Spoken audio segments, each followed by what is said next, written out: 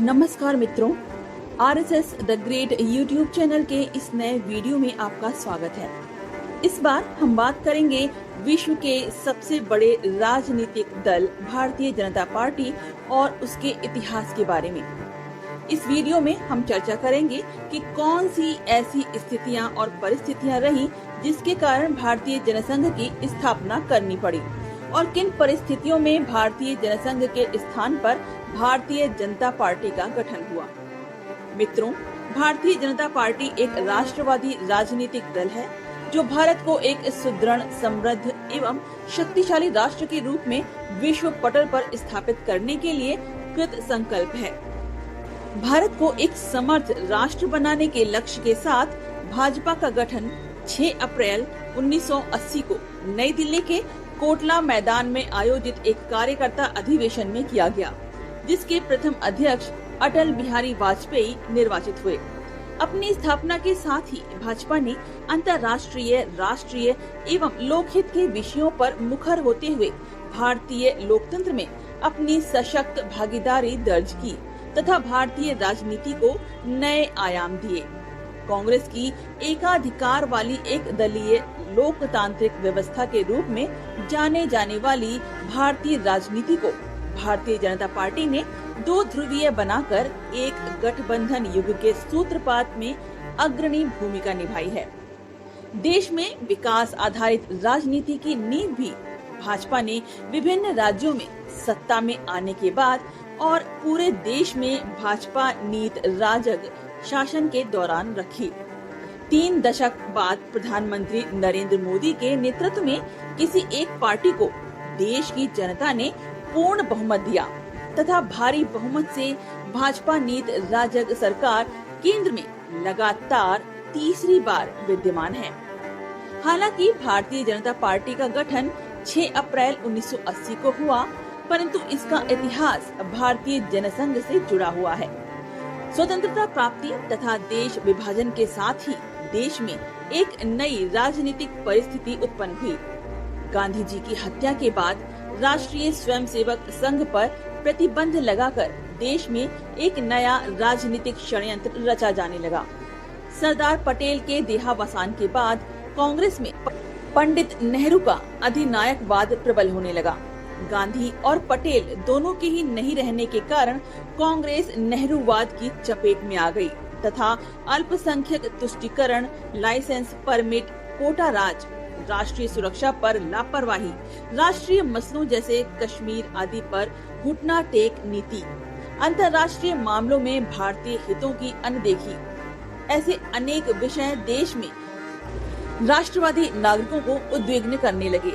नेहरूवाद तथा पाकिस्तान एवं बांग्लादेश में हिंदू अल्पसंख्यकों पर हो रहे अत्याचार पर भारत के चुप रहने से क्षुब्ध होकर डॉक्टर श्यामा प्रसाद मुखर्जी ने नेहरू मंत्रिमंडल से त्याग पत्र दे दिया। इधर राष्ट्रीय स्वयंसेवक संघ के कुछ स्वयंसेवकों ने प्रतिबंध के दंश को झेलते हुए महसूस किया कि संघ के राजनीतिक क्षेत्र से सिद्धांततः दूरी बनाए रखने के कारण वो अलग थलग तो पड़े ही, साथ ही संघ को राजनीतिक तौर पर निशाना बनाया जा रहा था।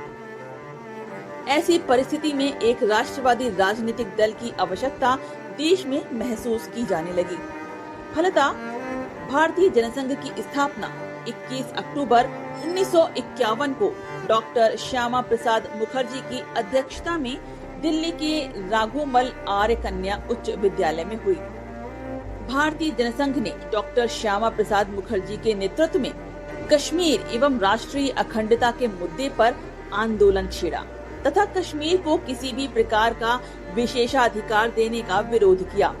पंडित नेहरू के अधिनायकवादी रवैये के फलस्वरूप डॉक्टर श्यामा प्रसाद मुखर्जी को कश्मीर की जेल में डाल दिया गया, जहां उनकी रहस्यपूर्ण स्थिति में मृत्यु हो गई। एक नई पार्टी को सशक्त बनाने का कार्य पंडित दीनदयाल उपाध्याय के कंधों पर आ गया। भारत चीन युद्ध में भी भारतीय जनसंघ ने महत्वपूर्ण भूमिका निभाई तथा राष्ट्रीय सुरक्षा पर पंडित नेहरू की नीतियों का डटकर विरोध किया। वर्ष 1966 में पहली बार भारतीय जनसंघ एवं पंडित दीनदयाल उपाध्याय के नेतृत्व में भारतीय राजनीति पर लंबे समय से बरकरार कांग्रेस का एकाधिकार टूटा, जिससे कई राज्यों के विधानसभा चुनावों में कांग्रेस की पराजय हुई। 70 के दशक में तत्कालीन प्रधानमंत्री इंदिरा गांधी के नेतृत्व में निरंकुश होती जा रही कांग्रेस सरकार के विरुद्ध देश में जन असंतोष उभरने लगा। गुजरात के नवनिर्माण आंदोलन के साथ बिहार में छात्र आंदोलन शुरू हो गया। कांग्रेस ने इन आंदोलनों के दमन का रास्ता अपनाया। लोकनायक जयप्रकाश नारायण ने आंदोलन का नेतृत्व स्वीकार किया तथा देश भर में कांग्रेस शासन के विरुद्ध जन असंतोष मुखर उठा। 1971 में देश पर भारत पाकिस्तान युद्ध तथा बांग्लादेश में विद्रोह के परिप्रेक्ष्य में बाह्य आपातकाल लगाया गया था, जो युद्ध समाप्ति के बाद भी लागू था। उसे हटाने की भी मांग तीव्र होने लगी। जन आंदोलनों से घबराकर इंदिरा गांधी की कांग्रेस सरकार ने जनता की आवाज को दमन चक्र से कुचलने का प्रयास किया। परिणामतः 25 जून 1975 को देश पर दूसरी बार आपातकाल भारतीय संविधान के अनुच्छेद 352 के अंतर्गत आंतरिक आपातकाल के रूप में थोप दिया गया। देश के सभी बड़े नेता या तो नजरबंद कर दिए गए अथवा जेलों में डाल दिए गए। समाचार पत्रों पर सेंसर लगा दिया गया। राष्ट्रीय स्वयंसेवक संघ सहित अनेक राष्ट्रवादी संगठनों पर प्रतिबंध लगा दिया गया। हजारों कार्यकर्ताओं को नीसा के तहत गिरफ्तार कर जेल में डाल दिया गया। देश में लोकतंत्र पर खतरा मंडराने लगा। जनसंघ को तेज किया जाने लगा और भूमिगत गतिविधियां भी तेज हो गयीं। तेज होते जन आंदोलनों से घबराकर इंदिरा गांधी ने 18 जनवरी वर्ष 1977 को लोकसभा भंग कर दी तथा नए जनादेश प्राप्त करने की इच्छा व्यक्त की। जयप्रकाश नारायण के आह्वान पर एक नए राष्ट्रीय दल जनता पार्टी का गठन किया गया। विपक्षी दल एक मंच से चुनाव लड़े तथा चुनाव में कम समय होने के कारण जनता पार्टी का गठन पूरी तरह से राजनीतिक दल के रूप में नहीं हो पाया। आम चुनावों में कांग्रेस की करारी हार हुई तथा जनता पार्टी एवं अन्य विपक्षी पार्टियां भारी बहुमत के साथ सत्ता में आईं।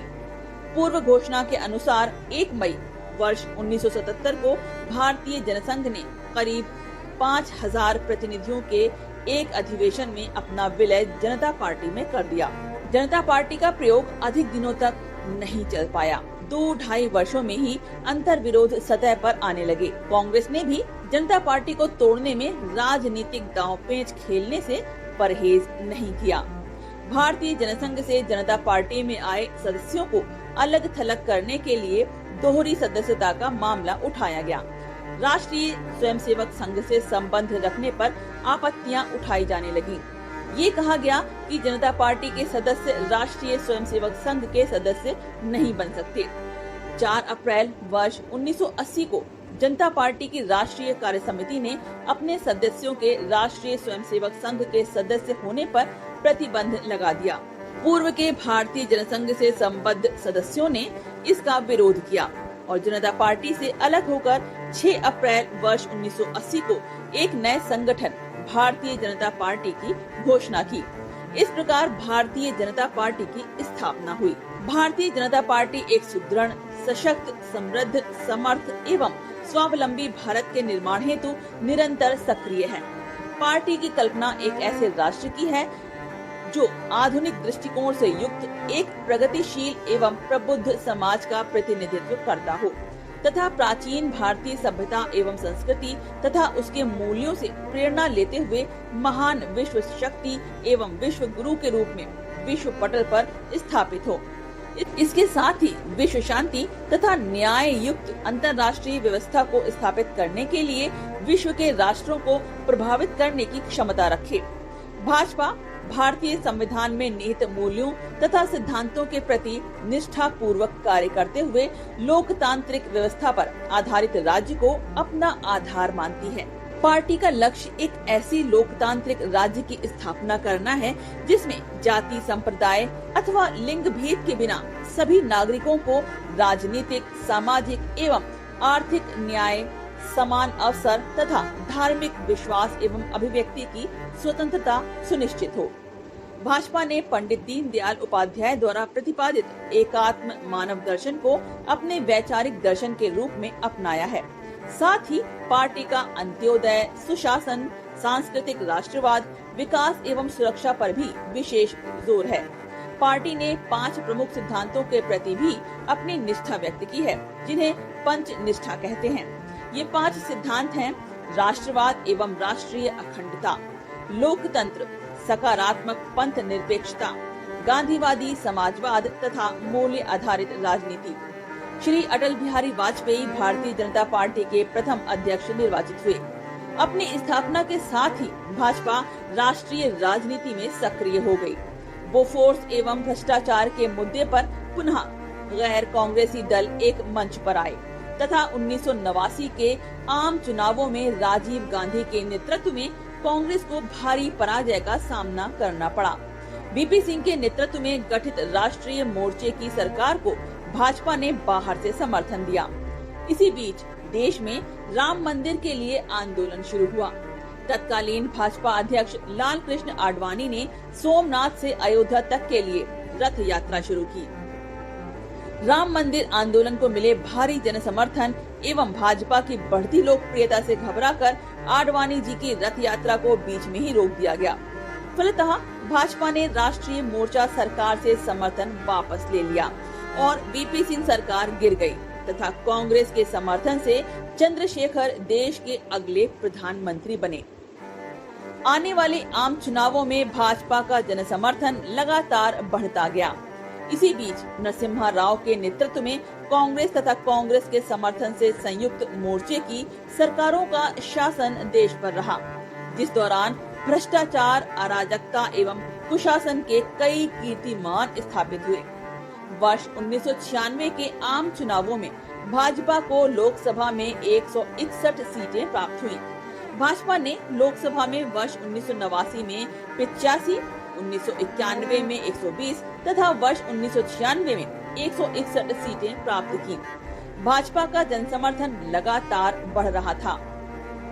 अटल बिहारी वाजपेयी के नेतृत्व में पहली बार भाजपा सरकार ने वर्ष 1996 में शपथ ली, परंतु पर्याप्त समर्थन के अभाव में ये सरकार मात्र 13 दिन ही चल पाई।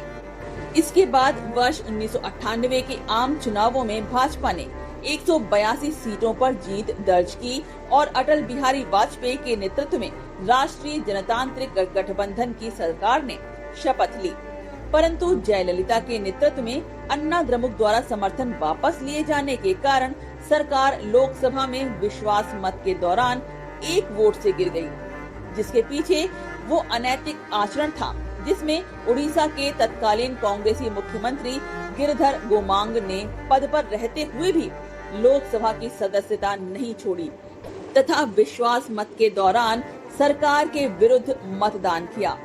कांग्रेस के इस अवैध और अनैतिक आचरण के कारण ही देश को पुनः आम चुनावों का सामना करना पड़ा।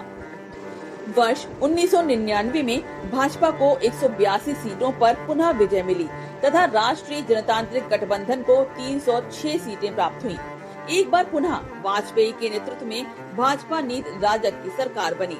भाजपा नीत राजग सरकार ने अटल बिहारी के नेतृत्व में विकास के अनेक नए प्रतिमान स्थापित किए।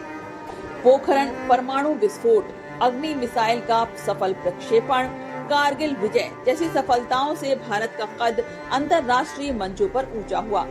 राष्ट्रीय राजमार्गों का निर्माण, सार्वजनिक वितरण प्रणाली में सुधार, शिक्षा एवं स्वास्थ्य में नई पहल एवं प्रयोग, कृषि विज्ञान एवं उद्योग के क्षेत्रों में तीव्र विकास के साथ साथ महंगाई न बढ़ने देने जैसी अनेकों उपलब्धियां इस सरकार के खाते में दर्ज हैं। भारत पाकिस्तान संबंधों को सुधारने, देश की आंतरिक समस्याओं जैसे नक्सलवाद, आतंकवाद, जम्मू एवं कश्मीर तथा उत्तर पूर्व के राज्यों में अलगाववाद पर कई प्रभावी कदम उठाए गए।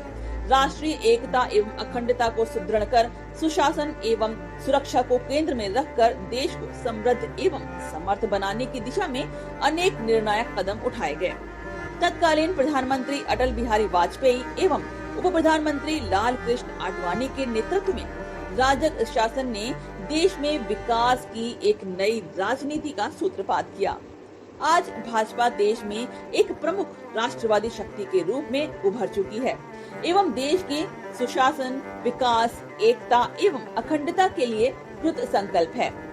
10 साल पार्टी ने विपक्ष की सक्रिय और शानदार भूमिका निभाई। वर्ष 2014 में नरेंद्र मोदी के नेतृत्व में देश में पहली बार भाजपा की पूर्ण बहुमत के साथ सरकार बनी, जो आज सबका साथ सबका विकास की उद्घोषणा के साथ गौरव संपन्न भारत का पुनर्निर्माण कर रही है। अमित शाह के राष्ट्रीय अध्यक्ष रहते भाजपा लगभग 11 करोड़ सदस्यों वाली विश्व की सबसे बड़ी राजनीतिक पार्टी बन गई। 26 मई वर्ष 2014 को नरेंद्र मोदी ने प्रधानमंत्री के तौर पर शपथ ग्रहण की। मोदी के नेतृत्व में भाजपा सरकार ने कम समय में ही अभूतपूर्व उपलब्धियां हासिल की हैं। उन्होंने विश्व में भारत की गरिमा को पुनः स्थापित किया, राजनीति पर लोगों के विश्वास को फिर से स्थापित किया, अनेक अभिनव योजनाओं के माध्यम से नए युग की शुरुआत की। अंत्योदय, सुशासन, विकास एवं समृद्धि के रास्ते पर देश बढ़ चला है। आर्थिक और सामाजिक सुधार सुरक्षित जीवन जीने का मार्ग उपलब्ध करा रहे हैं।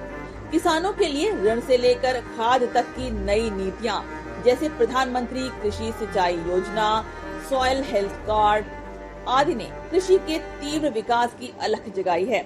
ये नया युग है सुशासन का, चाहे आदर्श ग्राम योजना हो, स्वच्छता अभियान या फिर योग के सहारे भारत को स्वस्थ बनाने का अभियान।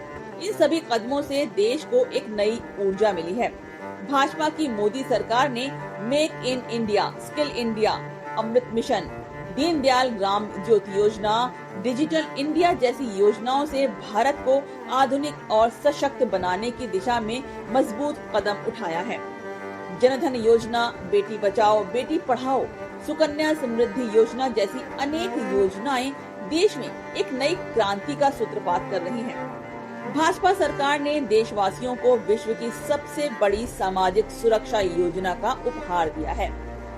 राष्ट्रीय अखंडता, कश्मीर के भारत में पूर्ण विलय, कबायली वेश में पाकिस्तानी आक्रमण के प्रतिकार, परमिट व्यवस्था एवं अनुच्छेद 370 की समाप्ति व पृथकतावाद से निरंतर संघर्ष करने वाली एकमात्र पार्टी जनसंघ अथवा भाजपा है, अन्यथा कश्मीर का बचना कठिन था। गोवा मुक्ति आंदोलन, सत्याग्रह एवं बलिदान, बहुत दबाव के बाद ही सरकार ने सैनिक कार्रवाई की। बेरूबाड़ी एवं कच्छ समझौते हमारी राष्ट्रीय अखंडता के लिए चुनौती थे। भाजपा ने इस चुनौती का सामना किया। आज भी देश में राष्ट्रीय अखंडता के मुद्दे उठाना एवं इस निमित्त समाज को निरंतर जागृत रखने का काम भाजपा ही कर रही है। देश को परमाणु शक्ति संपन्न कर भारत पर हमलों की हिमाकत करने वालों को अटल जी की सरकार ने सीधा संदेश दिया। विपक्ष या तो था ही नहीं या राष्ट्रभक्ति से शून्य वामपंथियों के पास था। तब जनसंघ ने चुनौती को स्वीकार किया तथा भारत के लोकतंत्र को भारतीय जनसंघ के रूप में सबल विपक्ष दिया। वर्ष 1966 में जनसंघ दूसरा बड़ा दल बन गया था, चुनाव सुधार के मुद्दे उठाने वाला एकमात्र राजनीतिक दल। लोकतांत्रिक मर्यादाओं को हमारी पार्टी ने बल दिया और उनका उल्लंघन नहीं होने दिया। आपातकाल के प्रतिकार की कहानी हमारी लोकतंत्रात्मक निष्ठा को पुष्ट करती है। पंडित दीनदयाल उपाध्याय के नेतृत्व में जो विपक्ष उभरा, वही विकल्प बनने में भी सक्षम था। अटल बिहारी वाजपेयी एवं नरेंद्र मोदी भारतीय लोकतंत्र में विकल्प के नियामक हैं। भारतीय लोकतंत्र के लिए अपेक्षित अखिल भारतीय संगठन एवं नेतृत्व आज केवल भाजपा के पास है। भारतीय जनता पार्टी का मानना है कि राजनीति केवल सत्ता प्राप्त करने का साधन नहीं है, समाज को अपेक्षित दिशा में प्रगति पथ पर ले जाना भी उसका कार्य है। इसके लिए संगत दृष्टिकोण की आवश्यकता होती है, जो संगत विचारधारा से प्राप्त होता है। आज भारत के सभी राजनीतिक दल विचारधारा शून्यता के शिकार हैं। भाजपा सांस्कृतिक राष्ट्रवाद, एकात्म मानववाद तथा पंच निष्ठाओं की संगत विचारधाराओं के आधार पर संगठन का नियमन कर रही है। शासन की नीति में भी इनका समुचित प्रतिबिंब होगा।